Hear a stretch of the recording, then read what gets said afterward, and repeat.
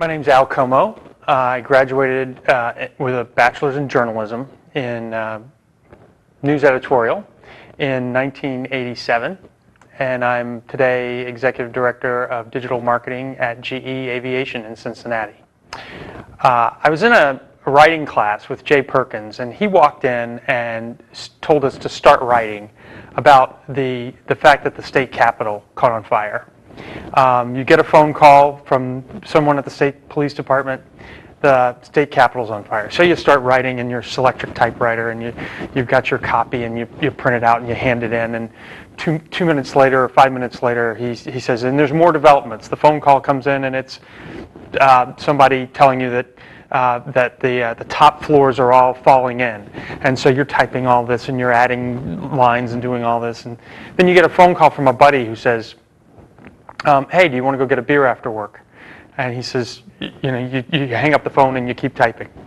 Then Perkins says, well, now more has come to bear, and the bottom floors are all caving in. So you're typing all this, and he says, then you get a phone call from the police department saying, why are you sending out all these stories? There isn't actually a fire at the state capitol. So then you start typing about the hoax that happened to the Associated Press and how it happened. So that was probably one of the funnest things, because you were in the moment, but you're also realizing that you just you weren't doing your work, your due diligence to make sure that you're covering your story. A bunch of us from the Reveille went up to Washington. We got to see the Investigative Reporters and Editors Conference, and we saw Dan Rather speak. We saw all kinds of different people who'd won Pulitzer Prizes, and it was really inspirational. Manship School got me ready for the ability to express myself, especially in the written word, but really the ability to express myself. So writing, having great writing skills, honing those writing skills, forcing yourself to get better and better at it, helps you again and again and again, no matter whether you're trying to put something together as a communications piece or whether you're trying to help explain a strategy to a CEO.